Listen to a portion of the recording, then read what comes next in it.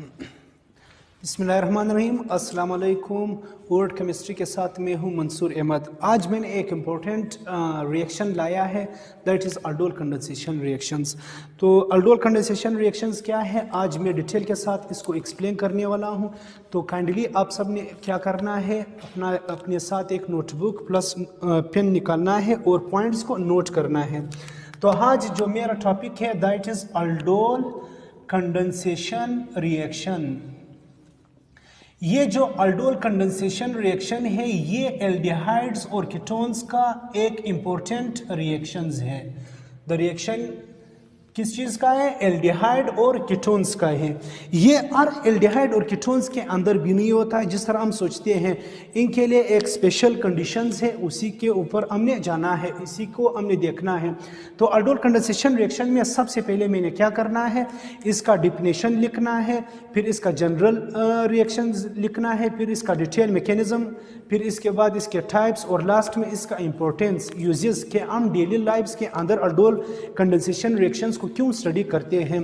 तो aldol condensation में हमारे पास इसमें बहुत से टर्म्स आते हैं। इन टर्म्स को आज हम क्लियर करेंगे और कुछ टर्म्स जो है मैकेनिज्म के अंदर यूज होंगे, इनको भी हमने आज क्लियर करेंगे। तो सबसे पहले अल्डोल कंडेंसेशन रिएक्शंस का मैं जनरल डेफिनेशन लिखूंगा कि इसका डेफिनेशन क्या है। तो डेफिनेशन क्या है अल्डोल्स कंडेंसेशन रिएक्शंस का? तो डेफिनेशन कुछ यूं है इसका कि अल्डोल कंडेंसेशन रिएक्शन एक ऐसा रिएक्शंस है जो एल्डिहाइड्स और कीटोन्स के अंदर पाया जाता है, और ये सिर्फ और सिर्फ उन एल्डिहाइड और कीटोन्स के अंदर होते हैं जिनमें एटलीस्ट 1 अल्फा हाइड्रोजन एटम मौजूद हो। तो यहाँ पे जो एक कंडीशन ये है वो ये है कि अल्फा हाइड्रोजन एटम का होना बहुत ज़रूरी है। तो आज हम पढ़ेंगे कि ये अल्फा हाइड्रोजन एटम का रोल क्या है अल्डोल कंडेंसेशन रिएक्शंस में, and why we study it, what is the main importance of this alpha hydrogen atom in aldol condensation reaction.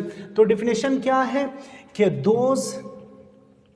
those aldehydes are ketones which have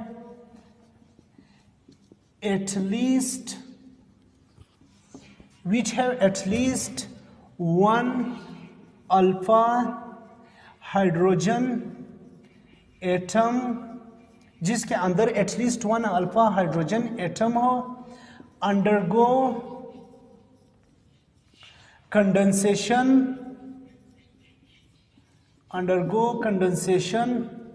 in the presence of, किस चीज की मौजूदगी में? In the presence of N acid, या तो हम acid use कर सकते हैं या फिर base. In the presence of N acid और बेस टू फॉर्म, हमारे पास क्या बनेगा? टू फॉर्म एन अल्डोल और कीटोल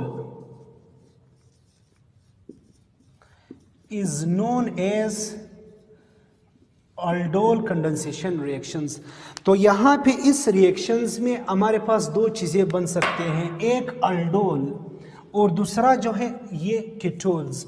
तो हम शायद ये सोचते हैं कि अल्डोल कंडेंसेशन रिएक्शंस, अल्डोल जो है एक साइंसदान या साइंटिस्ट का नाम है। एक्चुअली ये कोई साइंटिस्ट का नाम नहीं है। इवन ये जो है ये नेमिंग रिएक्शंस में आते हैं, नेम्ड ऑर्गेनिक रिएक्शंस में ये आता है, लेकिन अल्डोल जो है ये किसी साइंटिस्ट का नाम नहीं है। It is the name of only a product, ये किसी प्रोडक्ट का नाम है जो इन रिएक्शंस के नतीजे में बनता है। तो ये क्या है? ये इसका जनरल डेफिनेशन है। डेफिनेशंस के बाद अभी हम पढ़ते हैं कि इसका जनरल रिएक्शन क्या है, और यहाँ पे आज जो एक कंसेप्ट है वो अल्फा हाइड्रोजन का है कि अल्फा हाइड्रोजन से क्या मुराद है और इसका इम्पोर्टेंस क्यों इतना है, जो हम कहते हैं बगैर अल्फा हाइड्रोजन एटम हम अल्डोल कंडेंसेशन रिएक्शंस को स्टडी नहीं कर सकते हैं, कि what is the importance of this alpha hydrogen atom. तो इसका जो जनरल रिएक्शन होगा मैं इसका दो एग्जांपल यहाँ पे लिखूंगा, एक अल्डोल का यानी एल्डिहाइड्स का, दूसरा कीटोन्स का यानी कीटोन्स का। यानी जब दो एल्डिहाइड्स को हम आपस में मिलाते हैं जिनमें एक के पास at least one alpha hydrogen atom मौजूद हो, तो इनके नतीजे में जो प्रोडक्ट बनेगा वो अल्डोल होगा। और जब अगर मैं दो कीटोन्स को आपस में मिलाता हूं तो इनके नतीजे में जो प्रोडक्ट बनेगा वो कीटोल होगा। ये आप आसानी से इसको ऑब्जर्व कर सकते हैं थ्रू जनरल रिएक्शंस। तो जनरल रिएक्शंस क्या होगा? जनरल रिएक्शंस में रिएक्शन नंबर वन क्या होगा? रिएक्शन नंबर वन इस तरह होगा। फॉर एग्जांपल मैं एल्डिहाइड का एक मॉलिक्यूल लूंगा, CH3C डबल बॉन्ड OH। ये क्या है? ये एक एल्डिहाइड का मॉलिक्यूल है। एल्डिहाइड का पहचान क्या है? ये जो मेरे पास ये जो ग्रुप है C double bond O group, this is called carbonyl group. इसको हम लोग क्या बोलते हैं? कार्बोनाइल ग्रुप के बोलते हैं।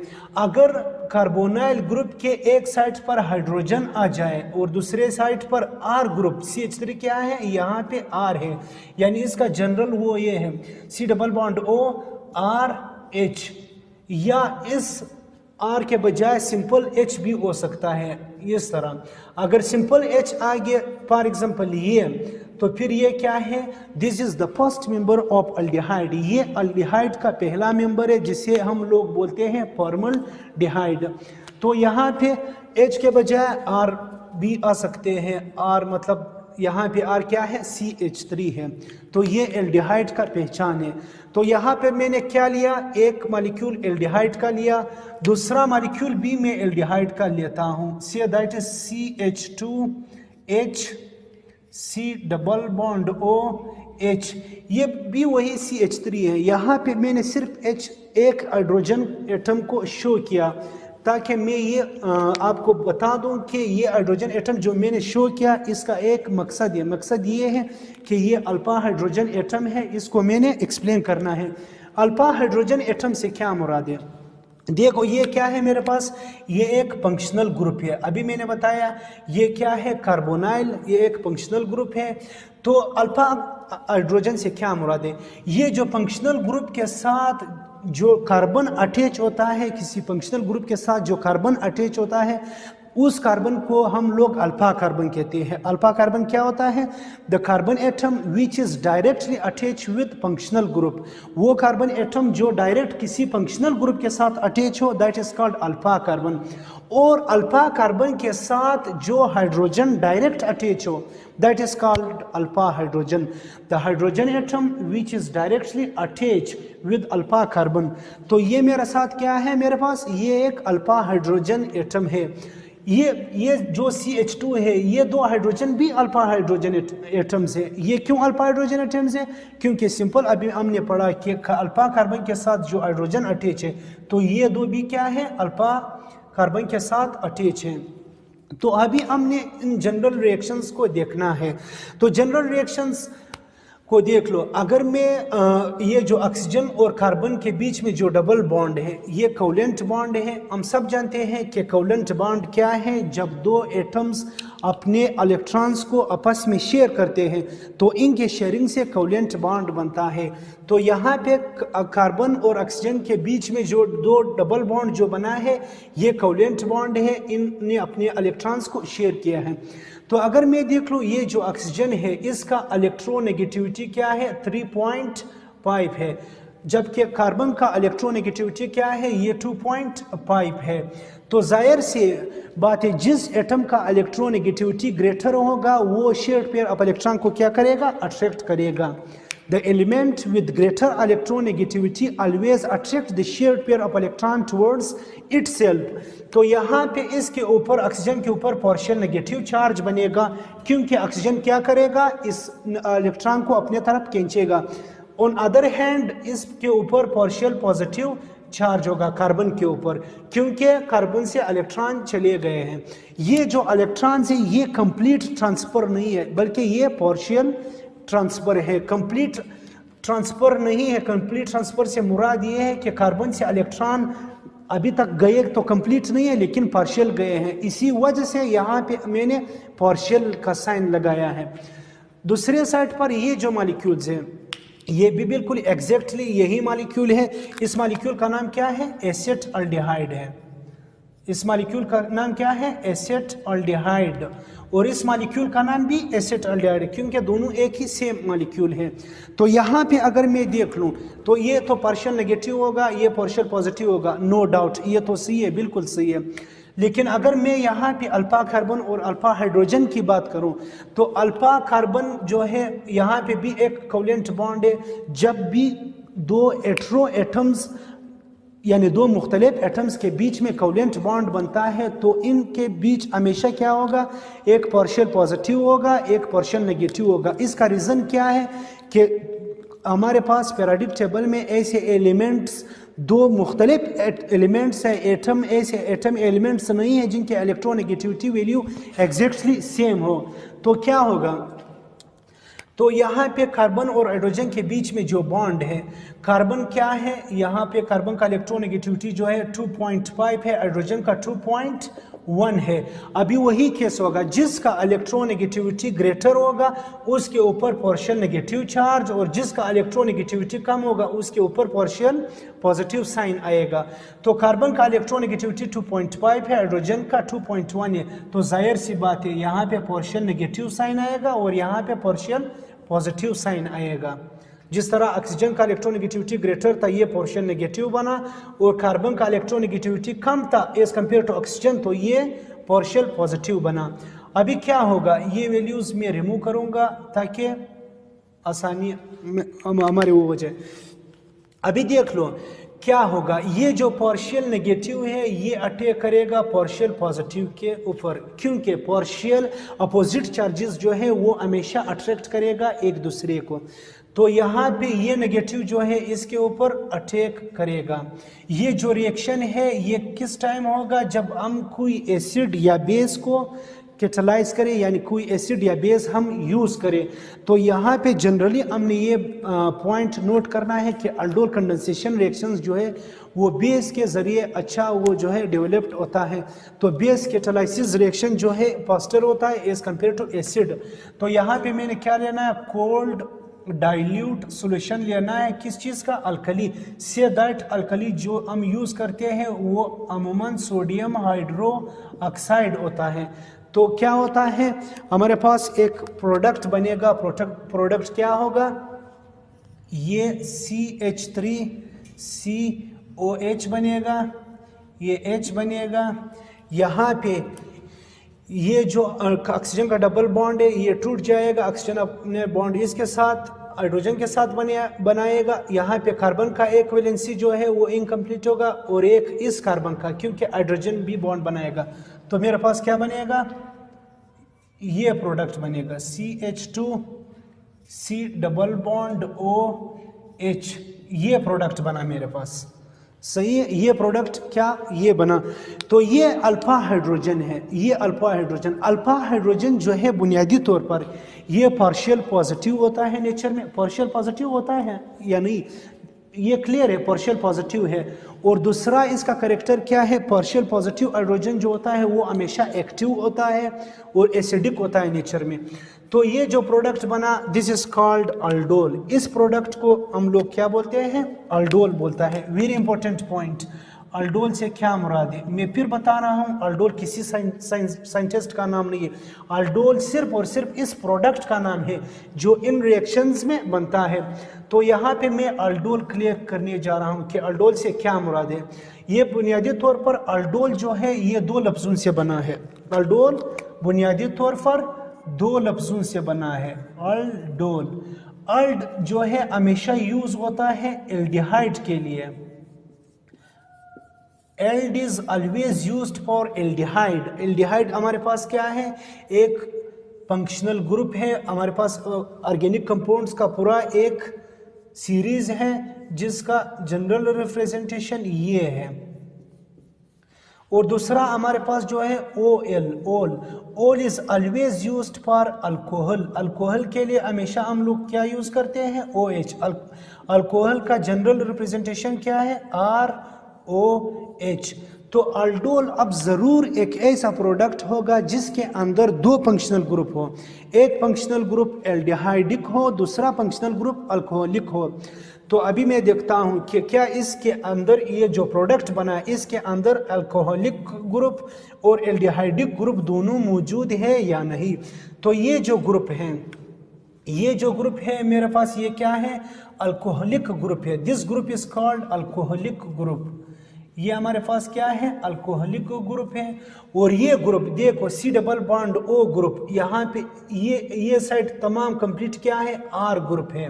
ये क्या है, आर ग्रुप अटैच है और ये वाला क्या है, एच अटैच है। तो हमने पढ़ा कि अल्डिहाइड्स क्या होते हैं, इनकी पहचान, अल्डिहाइड की पहचान ये है कि कार्बोनाइल के ग्रुप एक साइड पर आर ग्रुप अटैच होता है, दूसरे साइड पर एच अटैच होता है। तो अल्डोल, एब्सोल्युटली अल्डोल एक ये प्रोडक्ट जो है अल्डोल है, क्योंकि इसके अंदर दोनों ग्रुप जो है वो क्या है, मौजूद है। तो ये वाला ग्रुप क्या है मेरे पास, ये अल्डिहाइडिक ग्रुप है। This is aldehydic group. ये तो अल्डोल बना हमारे पास, ये क्या बना, अल्डोल बना। अब इस रिएक्शंस का दो और नाम से, एक ये तो इसका जनरल नाम है, इसका एक नाम ये भी है। देखो ये मेरे पास फिर क्या है, ये मेरे पास एक फंक्शनल ग्रुप है। अभी हमने पढ़ा कि अगर जब किसी फंक्शनल ग्रुप के साथ कार्बन अटैच हो जाए तो उसी को हम लोग अल्फा कार्बन बोलते हैं, और अल्फा कार्बन के साथ अटैच्ड हाइड्रोजन है, that is called alpha hydrogen. अभी आपने गौर करना है कि ये जो कार्बन है this is called alpha carbon, इसमें कोई शक नहीं है, क्योंकि ये डायरेक्टली एल्डिहाइडिक ग्रुप के साथ यानी कार्बोनाइल ग्रुप के साथ अटैच है। और जो कार्बन डायरेक्टली अल्फा कार्बन के साथ अटैच होते हैं that is called beta carbon. उन कार्बन को हम लोग फिर क्या बोलते हैं, beta carbon. The carbon atom which is directly attach with alpha carbon. तो ये मेरे पास क्या हुआ, बीटा कार्बन। सिमिलरली जिस तरह अल्फा हाइड्रोजन होते हैं इसी तरह बीटा हाइड्रोजन भी होते हैं। बीटा हाइड्रोजन फिर क्या होते हैं, वो हाइड्रोजन एटम जो डायरेक्टली बीटा कार्बन के साथ अटैच होते हैं। इसी तरह अगर हमने जाना है आगे तो ये फिर गामा कार्बन होगा। कौन सा carbon, gamma carbon. The carbon atom which is directly attach with beta carbon. तो ये फिर गामा कार्बन, और ये जो हाइड्रोजन अटैच है this is called gamma hydrogens. अभी आप ये क्वेश्चन भी कर सकते हैं कि अगर आपने कहा, आप ये क्वेश्चन कर सकते हैं कि अभी आपने कहा कि वो कार्बन जो डायरेक्टली फंक्शनल ग्रुप के साथ अटैच हो that is called alpha carbon. अभी आप ये क्वेश्चन कर सकते हैं कि अल्कोहल तो भी जो हाइड्रोक्सिल ग्रुप है, अल्कोहलिक ग्रुप है, ये ग्रुप तो ये तो भी एक फंक्शनल ग्रुप है। तो क्या ये जो कार्बन इसके साथ अटैच है, क्या ये अल्फा कार्बन नहीं हो सकते हैं? क्योंकि आपने अभी जो डेफिनेशन करवाया आपने कहा कि अल्फा कार्बन वो कार्बन होते हैं जो फंक्शनल ग्रुप के साथ अटैच हो, तो ये भी है। फिर हमने यहाँ पे IUPAC जो नोमेनक्लेचर्स के लिए जो प्रिंसिपल्स है, जो उसूल से, उनको हमने फॉलो करना है। तो उनके मुताबिक आपके पास अगर दो फंक्शनल या दो ज़्यादा फंक्शनल ग्रुप आ जाए तो फिर आपने पीरियडिटी को देखना है। तो पीरियडिटी किस चीज़ को मिलेगा, फर्स्ट एल्डिहाइड को मिलेगा। तो इस वजह से मैंने एल्डिहाइड अल्फा कार्बन यहाँ से शुरू करना था। अगर यहाँ पे वो एल्डिहाइडिक ग्रुप होता और यहाँ पे अल्कोहलिक ग्रुप होता तो फिर मेरा अल्फा कार्बन ये होता, क्योंकि पीरियडिटी फिर यहाँ से शुरू होता। तो ये चीज़ बना। अभी इसका दूसरा नाम जो होगा वो क्या होगा, यहाँ पे अगर मैं देखूँ ये अल्फा कार्बन, ये बीटा कार्बन, बीटा कार्बन के साथ क्या अटैच है, OH। तो इसका दूसरा नाम क्या होगा, बीटा हाइड्रोक्सी। हाइड्रोक्सी से मुराद OH यानी OH अटैच है किस कार्बन पर, बीटा कार्बन के ऊपर। तो बीटा हाइड्रोक्सी एल्डिहाइड। एल्डिहाइड क्यों, क्योंकि यहाँ पे एल्डिहाइडिक ग्रुप जो है मौजूद है। तो ये भी इसका जनरल नेम है। ये क्या है, इस कंपाउंड का जनरल नेम है अल्डोल। अल्डोल आप उस टाइम यूज़ करेंगे जब आपके पास दो फंक्शनल ग्रुप आ जाए, एक अल्कोहल दूसरा एल्डिहाइडिक। और इस कंपाउंड के लिए दूसरा जो नाम होगा वो बीटा हाइड्रोक्सी होगा, क्योंकि the OH group is attach on beta carbon.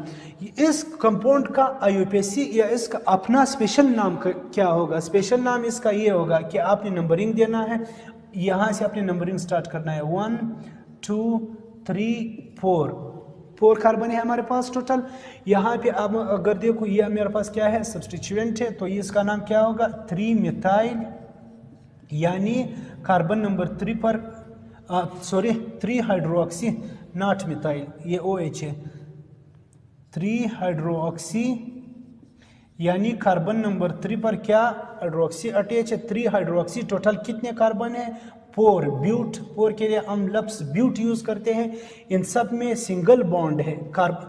जब भी कार्बन और कार्बन के बीच में सिंगल बॉन्ड हो तो इनके लिए हम AN यूज करते हैं, AN। तो यहाँ पे ब्यूटेन फंक्शनल ग्रुप, यानी हमारे पास क्या है, एल्डिहाइड है, तो लास्ट में AL यूज करते हैं IUPAC के मुताबिक।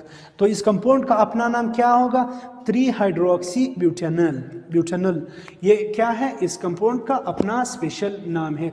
तो ये जो रिएक्शन नंबर 1 है ये हमने यूज कर लिया है एल्डिहाइड के लिए। Similar is the case with ketones, ketones के लिए भी हम यहाँ पे वही यूज करते हैं। कीटोन्स के लिए, कीटोन्स में भी हमने एक मॉलिक्यूल कीटोन्स का एटलीस्ट ऐसा मॉलिक्यूल लेना है जिसके अंदर एक अल्फा हाइड्रोजन एटम हो। अभी से मैं बता रहा हूँ कि इसके अंदर अल्फा हाइड्रोजन का एक इम्पोर्टेंट रोल है, बहुत इम्पोर्टेंट रोल है। मैं और मैकेनिज्म के अंदर इसको एक्सप्लेन करूँगा कि अल्फा हाइड्रोजन का इतना इम्पोर्टेंस रोल क्या है। अगर मेरे पास अल्फा हाइड्रोजन ना हो तो फिर ये रिएक्शंस क्यों नहीं होगा। नंबर 2 आप लोग देख लो, आप लोग कीटोन्स में लेता हूँ। कीटोन्स की पहचान क्या है, ये जो अभी मैंने बताया C डबल बॉन्ड O हम लोग कार्बोनाइल ग्रुप बोलते हैं। अगर कार्बोनाइल ग्रुप के एक साइड पर R आ जाए, दूसरे साइड पर भी R आ जाए, this is called ketone groups. Aldehyde में यहाँ पे H था, यहाँ पे R था, लेकिन अगर carbonyl C double bond O के दोनों साइड पर R आ जाए then it is called ketones. तो अभी देख लो कीटोन्स का मैं एग्जांपल लेता हूँ, CH3 C double bond O CH3। उसी तरह है एक और मॉलिक्यूल्स। फिर मैंने अल्फा हाइड्रोजन को हाईलाइट करने के लिए मैंने इसको इस तरह लिखा, फिर C डबल बॉन्ड O, फिर CH3। फिर उसी तरह मैंने क्या लेना है, dilute alkali solution, that is sodium hydroxide, ये है। उसी तरह ऑक्सीजन का इलेक्ट्रोनेगेटिविटी ज़्यादा है, ये पार्शियल नेगेटिव और ये पार्शियल पॉजिटिव, ये पार्शियल पॉजिटिव और ये पार्शियल नेगेटिव है।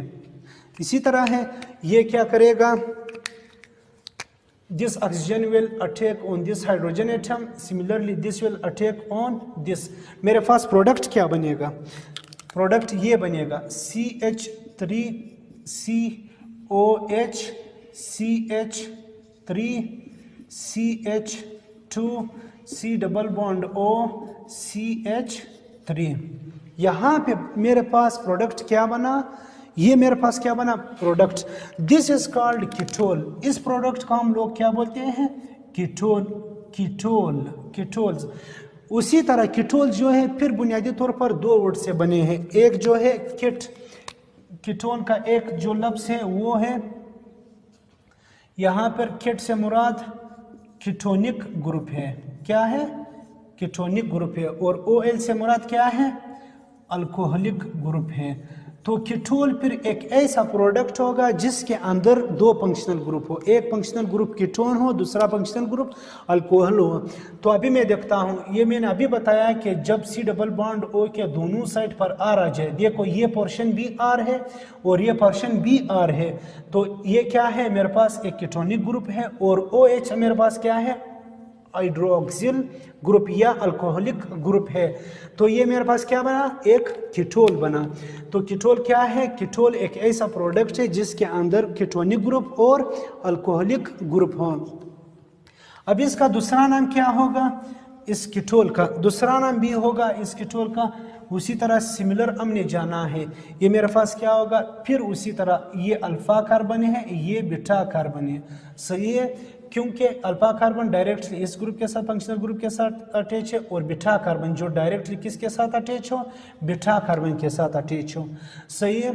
तो अभी क्या होगा, यहाँ पे इसका एक और नाम जो होगा वो ये है कि यहाँ पे बीटा हाइड्रोक्सी, यानी हाइड्रोक्सी बीटा पोजीशन पर क्या अटैच है, hydroxy ketone, beta hydroxy ketone. वो बीटा हाइड्रोक्सी एल्डिहाइड था रिएक्शन नंबर 1 का, क्योंकि वहाँ पे एल्डिहाइडिक ग्रुप मौजूद है। लेकिन यहाँ पे क्या होगा, बीटा हाइड्रोक्सी कीटोन, क्योंकि यहाँ पे कीटोनिक ग्रुप मौजूद होगा।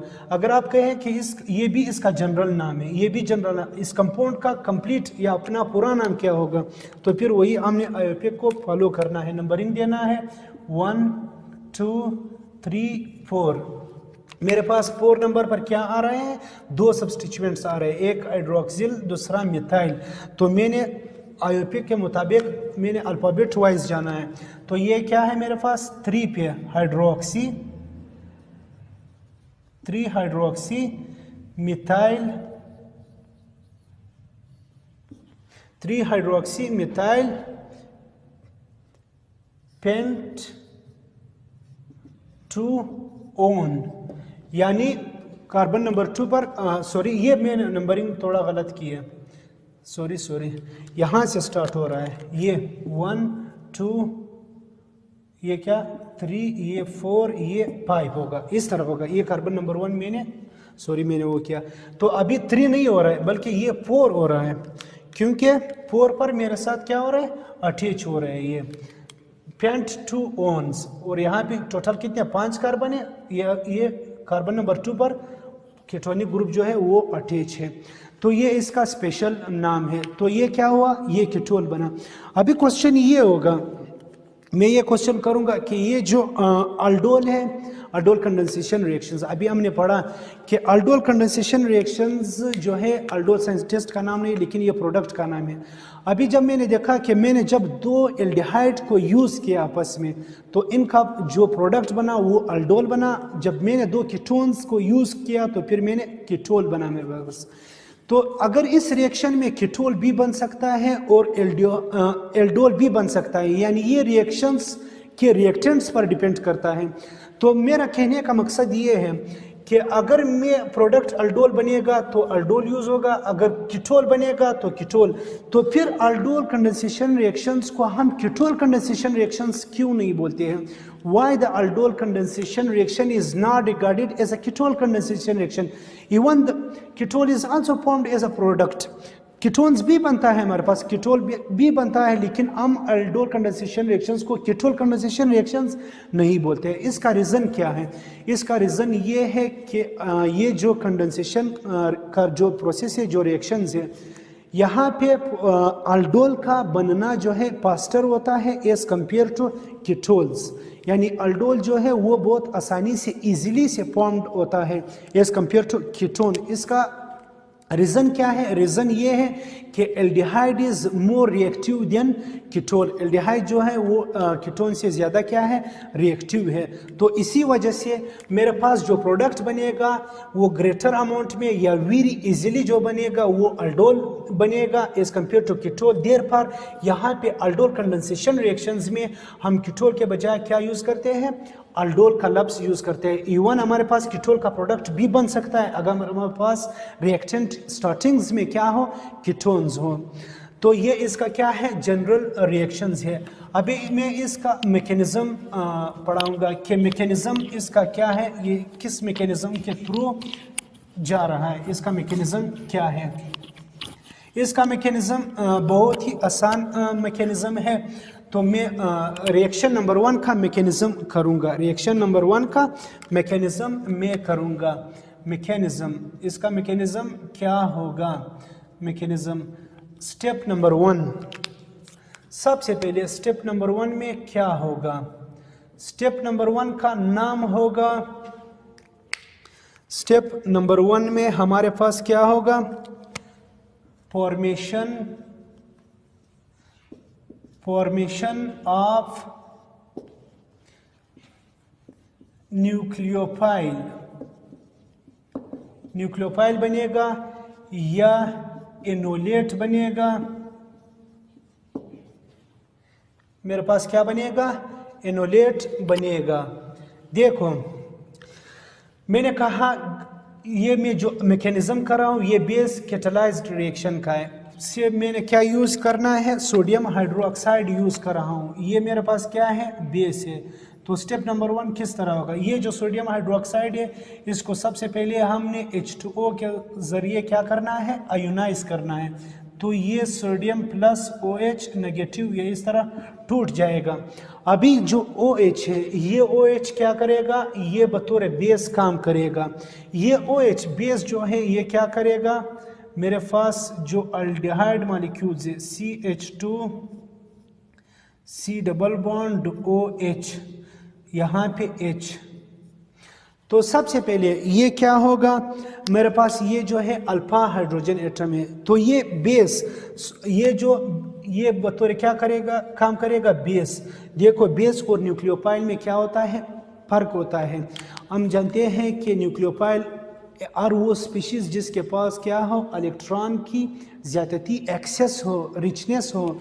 यहाँ पे इनके पास भी इलेक्ट्रॉन्स क्या है, ज़्यादा है, लेकिन OH यहाँ पे काम करेगा बतौर बेस। किस टाइम बेस और न्यूक्लियोफाइल के बीच में सिंपल डिफरेंस क्या है, इनके बीच में सिंपल डिफरेंस ये है कि अगर नेगेटिव स्पीशीज़ वाले ने अटैक किया हाइड्रोजन के ऊपर तो वो फिर बेस होगा। यहाँ पे OH काम करेगा एज अ बेस। बेस क्योंकि अच्छा ओवरलैपिंग करता है किसके साथ, प्रोटॉन के साथ, तो इस वजह से बेस जो है हमेशा अटैक करता है किसके ऊपर, हाइड्रोजन के ऊपर। दूसरे साइड पर जो न्यूक्लियोफाइल है वो अटैक करता है किसके ऊपर, कार्बन के ऊपर करता है।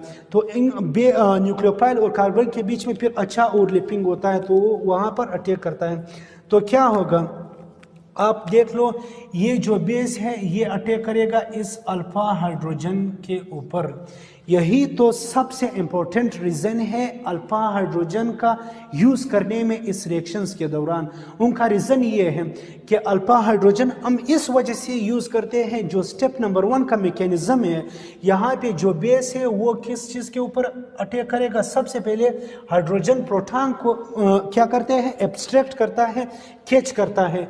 तो अगर मेरे पास अल्फा हाइड्रोजन न हो तो क्या जो मैकेनिज्म का स्टेप नंबर 1 जो बेस है, क्या वो इसके ऊपर फिर अटैक कर सकता है? जब मेरे पास कोई चीज़ है नहीं तो इसके ऊपर वो कैसा अटैक कर सकता है?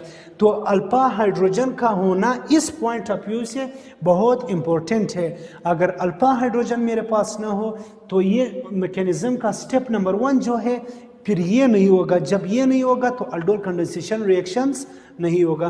तो जब ये इसके ऊपर अटैक करेगा तो हाइड्रोजन अपना इलेक्ट्रॉन किसको देगा, इस कार्बन को देगा। तो क्या होगा, मेरे पास ये चीज़ बनेगा, एक तो H इसके साथ ये मिलेगा H2O बनेगा।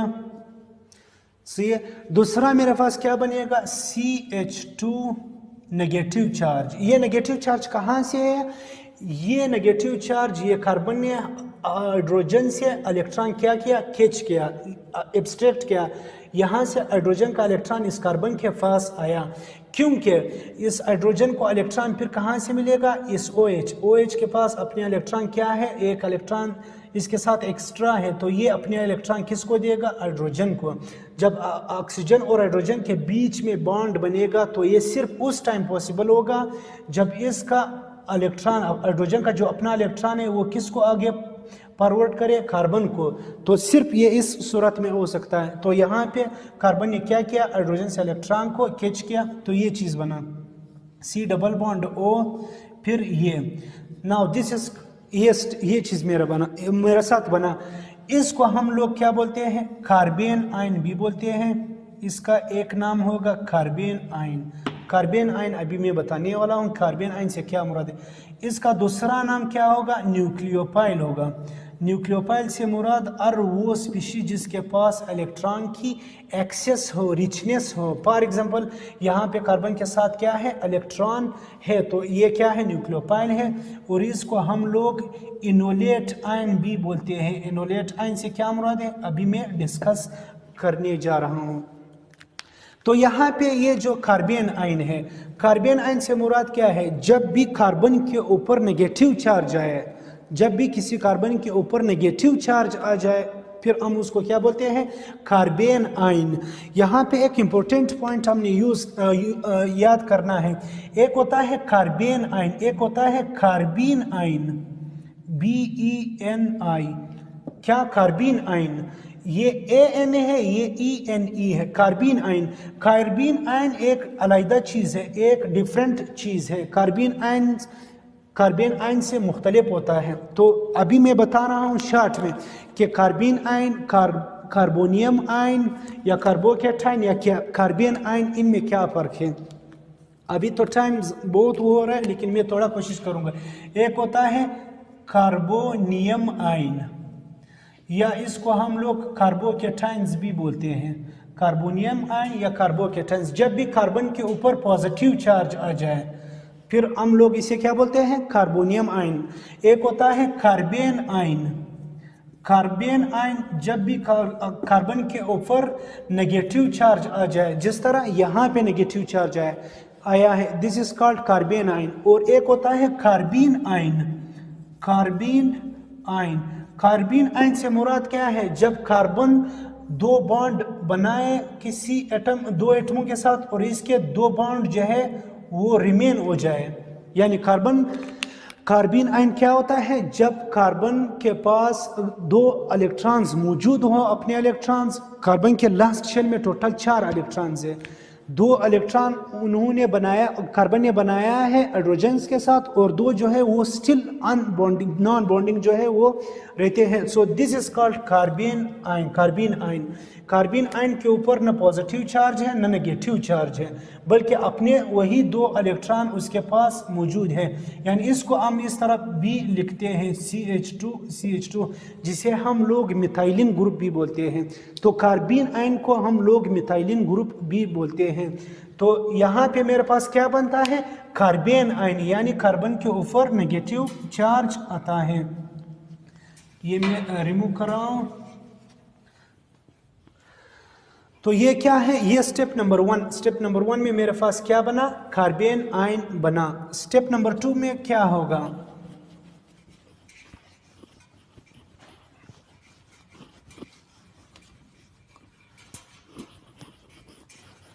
Now step number 2।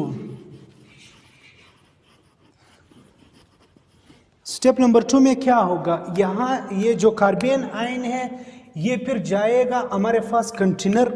For example मेरे पास कंटेनर्स में क्या है, एल्डिहाइड के मॉलिक्यूल्स हैं। अब कंटेनर्स के अंदर तो एक मॉलिक्यूल्स नहीं है, इसके अंदर millions billions of molecules already क्या है, मौजूद है। अब कंटेनर्स के अंदर ऐसे मॉलिक्यूल्स हैं जिसके ऊपर बेस ने अटैक किया है, वो कार्बन आयंस की सूरत में है, और कुछ मॉलिक्यूल्स ऐसे भी है जो अभी तक आयोनाइज्ड नहीं हुए हैं। तो क्या ये जो अभी कार्बन आयन वाला मॉलिक्यूल है एल्डिहाइड का, ये जाकर अटैक करेगा उस मॉलिक्यूल के ऊपर जो अभी तक अनआयोनाइज्ड हो। तो दूसरा स्टेप क्या बनेगा, मेरे पास क्या होगा, फॉर्मेशन ऑफ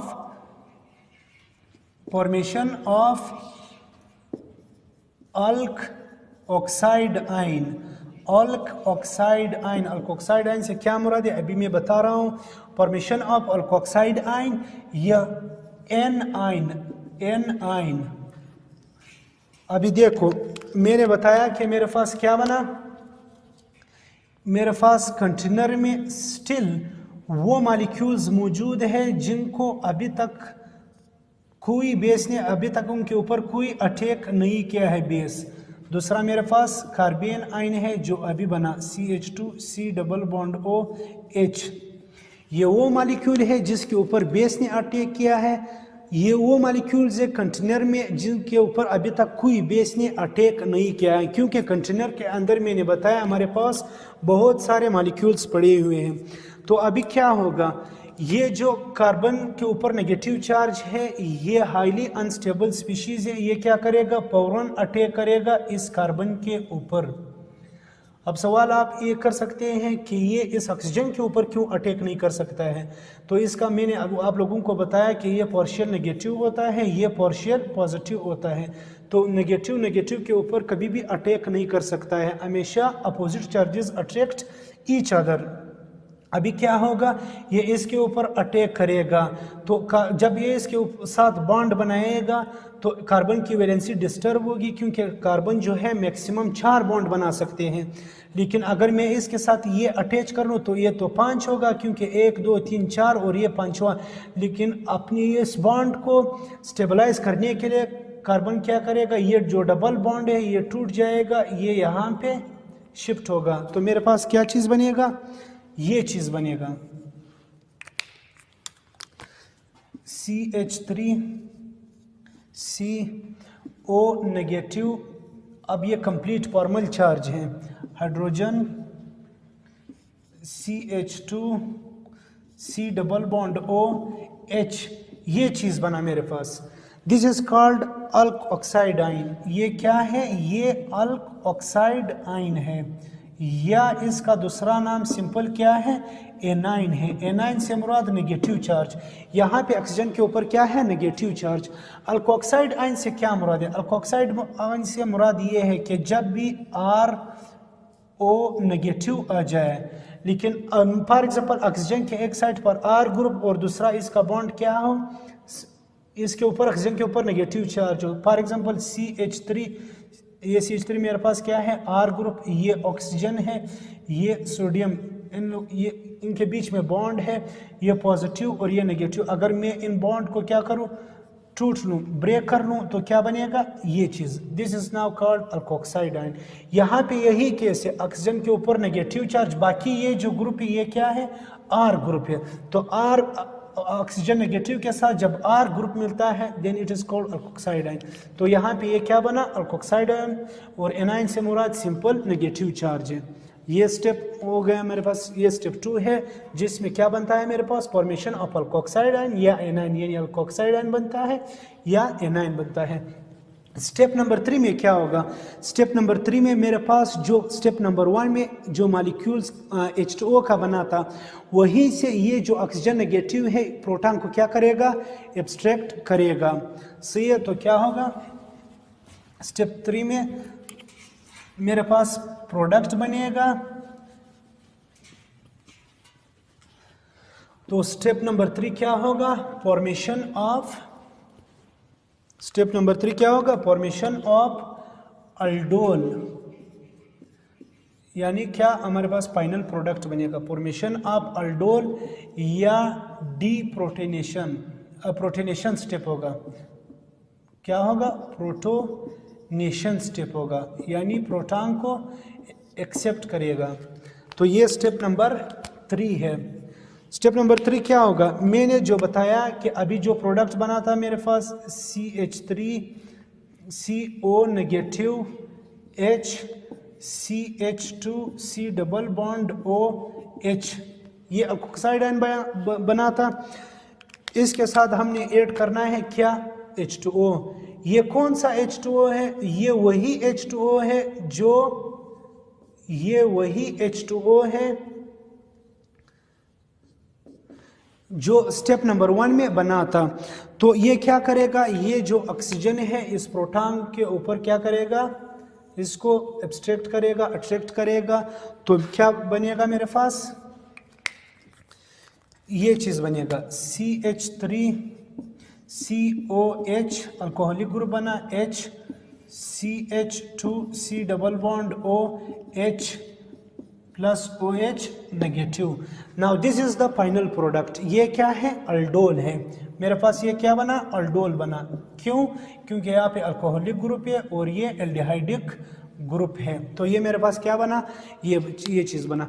हमने बाज़ औक़ात हमसे ये मिस्टेक्स होते हैं कि ये जो एरो का हम लगाते हैं, तो ये किस तरह आपने लगाना है। असूल ये है कि आपने नेगेटिव चार्ज से हमेशा हेरो को क्या करना है, खींचना है, एड उसका हमेशा पॉजिटिव की तरफ होना है। तो आप ये इस तरह आपने नहीं खींचना है कि ये जो प्रोटॉन है इसके ऊपर अटैक करेगा, इस तरह नहीं है। ये जो ऑक्सीजन है ये इसके ऊपर अटैक करेगा, क्योंकि यहाँ पे नेगेटिव चार्ज है, ये नेगेटिव चार्ज इसके ऊपर अटैक करेगा। तो मेरे पास ये बना। पहले स्टेप में जो N+ बना था, ये OH नेगेटिव ये मिलेगा दोबारा, क्योंकि ये मेरे पास क्या था, कैटलिस्ट, बतौर कैटलिस्ट यूज़ हुआ था, तो ये वापस पुरानी हालत में आएगा, यानी सोडियम हाइड्रोक्साइड बनेगा। This is the mechanism of the aldol condensation reactions. हमने अल्डोल का बना, कीटोल के लिए बिल्कुल इसी तरह मैकेनिज्म है, जब दो कीटोन्स लेंगे उसी तरह अल्फा हाइड्रोजन का होना ज़रूरी है, बिल्कुल सेम यही मैकेनिज्म होगा। अभी मैं जा रहा हूँ इसके टाइप्स की तरफ। इसके टाइप्स क्या है, अल्डोल कंडेंसेशन के टाइप्स क्या है, ये बहुत इंपॉर्टेंट है। टाइप्स क्या है, kinds of aldol condensation reactions, kinds of aldol condensation reactions. Type से पहले मैं आपको ये बता रहा हूँ एक चीज़ जो मैं अभी भूल गया, चीज़ ये है कि मैंने कहा कि ये CH3 है, C डबल बॉन्ड O है, H है, और ये क्या है CH2H, C double bond OH। मैंने कहा कि ये यहाँ पर अटैक करेगा, ये यहाँ पर डाइल्यूट सोडियम हाइड्रोक्साइड यूज़ होगा, और क्या बनेगा मेरे पास, अल्डोल बनेगा, यही चीज़ बनाता। लेकिन यहाँ पे हम लोगों ने एक पॉइंट नोट करना है। मैंने इस तरह रिएक्शन बनाया, स्टार्टिंग में भी जनरल रिएक्शंस जो मैंने बनाया था वो इस तरह था, लेकिन यहाँ पे जो हम रिएक्शंस बनाते हैं इस तरह, this is not aldol condensation. यहाँ पे ये सिर्फ क्या है, अल्डोल है, क्योंकि हमने रिएक्टेंट यूज़ किया, हमारे पास प्रोडक्ट सिर्फ क्या बना, अल्डोल बना। कंडेंसेशन का लफ्ज़ हम किस टाइम यूज़ करते हैं, कंडेंसेशन का लफ्ज़ हम किस टाइम यूज़ करते हैं, कंडेंसेशन का लफ्ज़ हम उस टाइम यूज़ करते हैं जब इनसे क्या होता है, एक मॉलिक्यूल्स H2O का रिलीज हो जाए, निकलता है। फॉर एग्जांपल अभी हमारे पास ये जो प्रोडक्ट है, ये जो CH2 है, मैं इसको इस तरह ओपन करके दिखाता हूँ, सही है। अगर हमारे पास अभी भी स्टिल एक अल्फा हाइड्रोजन क्या है, हमारे पास अभी भी एक अल्फा हाइड्रोजन एटम मौजूद है, क्यों, ये अल्फा कार्बन है, ये अल्फा हाइड्रोजन एटम है, तो क्या होगा, अल्डोल के पास फौरन ये जो प्रोडक्ट बनता है, इनसे एक मॉलिक्यूल्स H2O का क्या होगा, डिहाइड्रेशन का प्रोसेस होगा यहाँ पे, यानी one molecule of the H2O will remove from aldol forming alpha beta unsaturated carbonyl compound. ये बनेगा मेरे पास, क्या बनेगा, अभी देख लो, ये चीज़ बनेगा CH3CH डबल बॉन्ड, एक वैलेंसी इस कार्बन का रह गया आफ्टर OH रिमूवल, और यहाँ पे एक इसका, तो ये क्या बनेगा, C, एक बॉन्ड ऑलरेडी ये बना है, एक इन दोनों के बीच में बनेगा CH, C double bond OH, तो ये प्रोडक्ट बनेगा, और प्लस एक मॉलिक्यूल H2O का। अभी ये कंडेंसेशन, और कंडेंसेशन बुनियादी तौर पर कंडेंसेशन से मुराद एक ऐसा प्रोसेस जिसमें हम दो या दो से ज़्यादा सिमिलर या डिफरेंट चीज़ों को आपस में मिलाते हैं, और इनके मिलने से smaller molecules like ammonia, H2O, HCl, methyl alcohol, ऐसी चीज़ें उनके साथ क्या हो जाए, रिलीज हो जाए।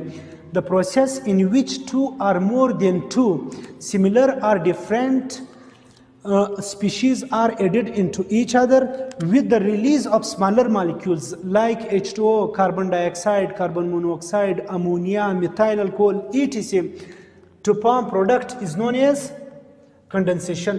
तो कंडेंसेशन का प्रोसेस अल्डोल के साथ कब हम यूज़ करते हैं, जब अल्डोल बनता है, अल्डोल के बाद फिर हम इसको क्या देता है, ईट देता है, प्लस एसिड यूज़ करते हैं, एसिड यूज़ करते हैं और ईट देता है, तो फिर इनके अंदर क्या होगा, डिहाइड्रेशन का प्रोसेस होगा। डिहाइड्रेशन से मुराद क्या होगा, रिमूवल ऑफ H2O होगा।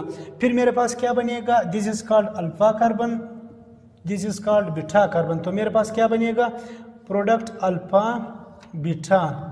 अल्फा बीटा यानी कार्बन के बीच में जब डबल या ट्रिपल बॉन्ड आ जाए तो फिर हम उनके लिए लफ्ज़ अनसेचुरेटेड यूज़ करते हैं। तो यहाँ पे भी अल्फ़ा और बीटा कार्बन के बीच में अनसेचुरेशन मौजूद है, डबल बॉन्ड मौजूद है, तो हम लोग क्या यूज़ करते हैं, alpha beta unsaturated carbonyl compound, क्योंकि C डबल बॉन्ड O का हम लोग कार्बोनाइल ग्रुप कर बोलते हैं, तो क्या बनेगा? कार्बोनाइल कंपाउंड बनेगा। क्या है? Alpha beta unsaturated carbonyl compound बनेगा। This is one of the major application of aldol condensation reactions. ये भी अल्डोल कंडेंसेशन रिएक्शंस का एक इम्पोर्टेंस है कि हम अल्डोल कंडेंसेशन रिएक्शंस को क्यों स्टडी करते हैं। हम अल्डोल कंडेंसेशन रिएक्शंस की मदद से alpha beta unsaturated carbonyl compound को भी बना सकते हैं, ये उनके यूजेज में आता है।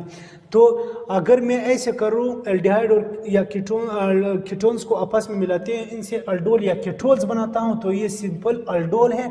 फिर उसी अल्डोल या कीटोल्स को अगर मैं ईट प्लस एसिड डाल दूं, तो इसको डिहाइड्रेट कर लूं, तो फिर इसके बाद क्या होगा? कंडेंसेशन का प्रोसेस होगा, यानी स्मॉलर मॉलिक्यूल H2O यहाँ पे निकलेगा, तो मेरे पास क्या बनेगा? Alpha beta unsaturated carbonyl compound बनेगा। तो ये क्या होगा? फिर इस कंप्लीट रिएक्शंस को, जिसमें कंडेंसेशन का प्रोसेस भी हो जाए, यानी H2O भी रिमूव हो जाए, फिर इस ऑल प्रोसेस को हम लोग क्या बोलते हैं? Aldol condensation reaction. यहाँ पे उम्मीद है कि ये पॉइंट भी आप लोगों को समझ में आया होगा।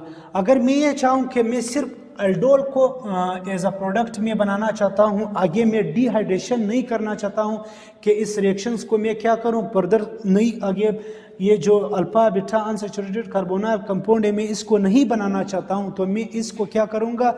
To avoid this formation we generally use K2CO3 potassium carbonate जो है हम यूज़ करते हैं टू स्टॉप दिस रिएक्शंस को स्टॉप करने के लिए हम जो है weak base that is potassium carbonate, उनको हम लोग क्या करते हैं? यूज़ करते हैं।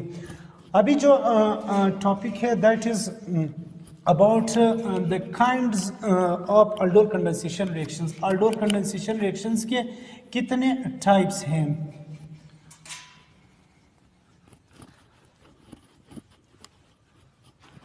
काइंड्स कितने हैं हमारे पास? अल्डोल कंडेंसेशन रिएक्शंस के 2 टाइप्स हैं, 2 टाइप्स है मेरे पास। नंबर 1 जो है that is simple aldol condensation reaction. Simple aldol condensation reactions. Simple aldol condensation reactions.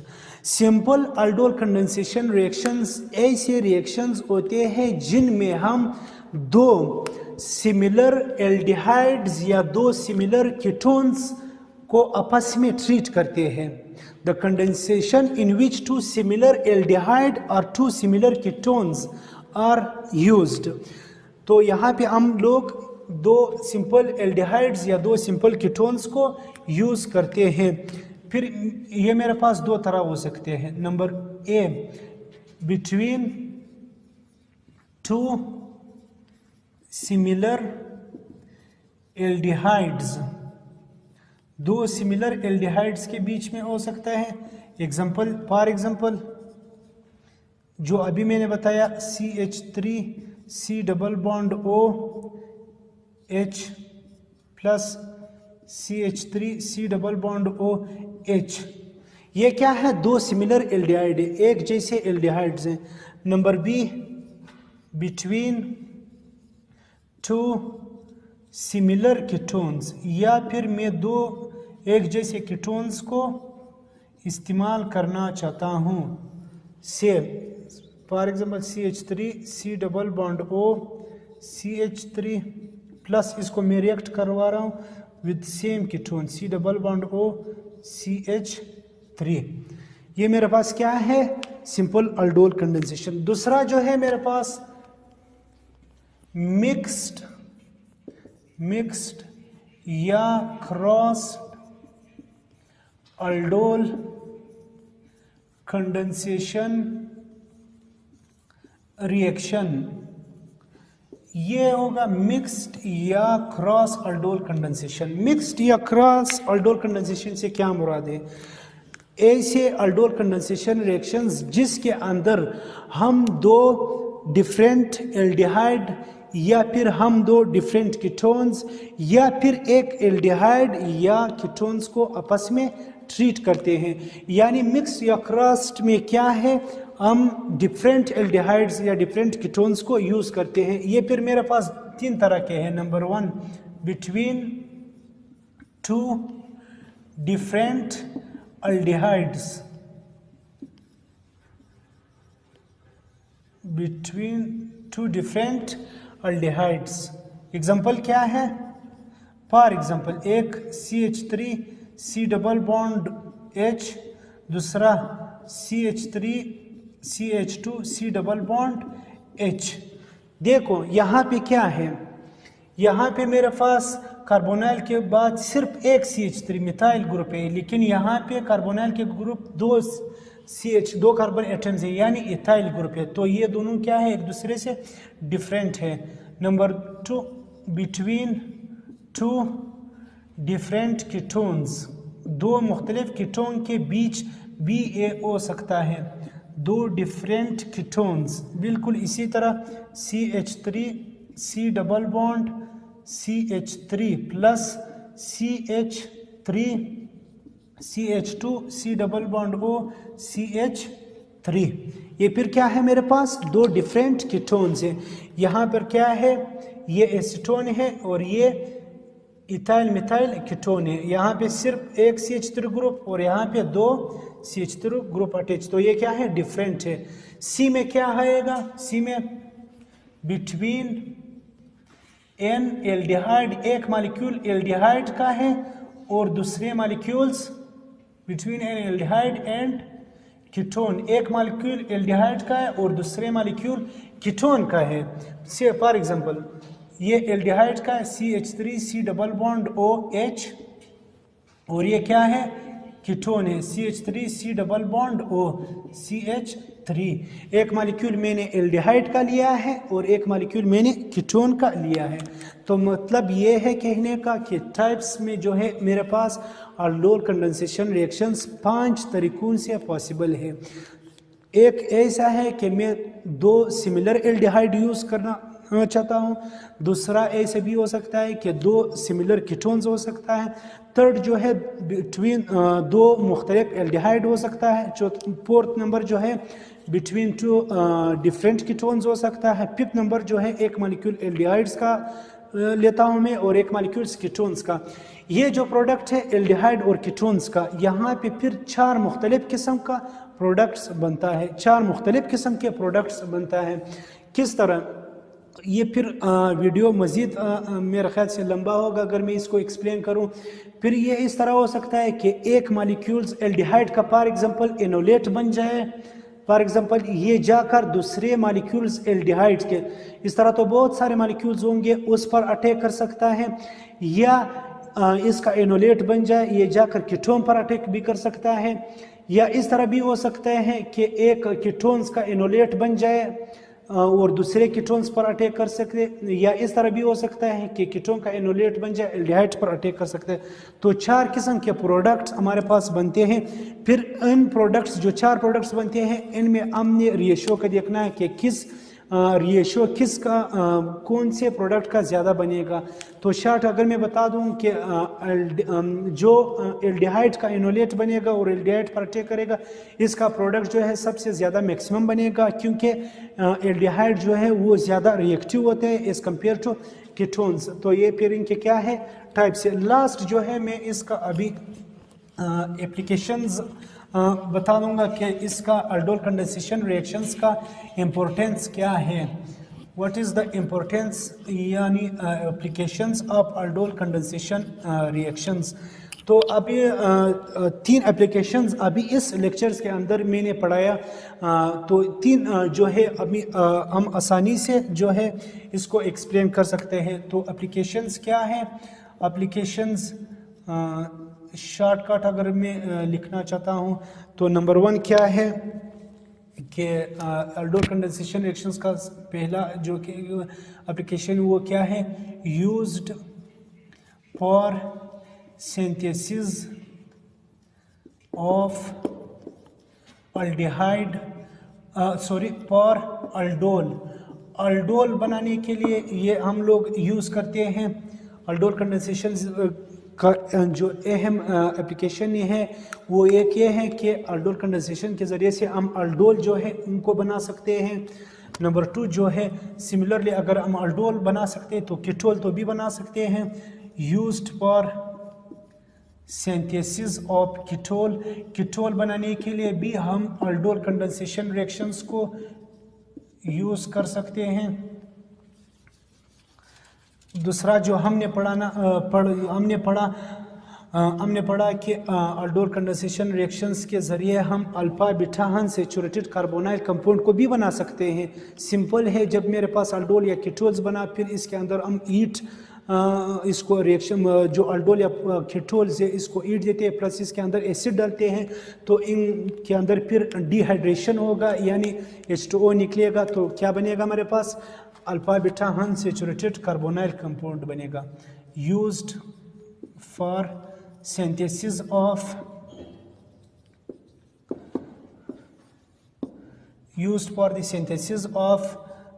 Alpha beta unsaturated carbonyl compound. ये तीन जो चीज़ें हैं ये सारे हमने डिस्कस किए, सारे हमने पढ़े हैं। और चौथा जो है हम जो है इस रिएक्शन को यूज़ करते हैं used for the synthesis of monosaccharide. Aldol condensation reactions की मदद से हम मोनोसैकेराइड्स को भी क्या कर सकते हैं सिंथेसाइज्ड यानी बना सकते हैं। तो ये क्या है, ये इसके एप्लीकेशंस है। अभी इस रिएक्शंस को अगर मैं लिख लूँ तो ये बहुत लेंथी होगा, तो एप्लीकेशंस ये 4 एप्लीकेशन भी काफ़ी हैं, हम जो है इनको मेंशन कर सकते हैं। तो उम्मीद है कि आपको ये लेक्चर्स जो हैं आपको समझ में आया होगा।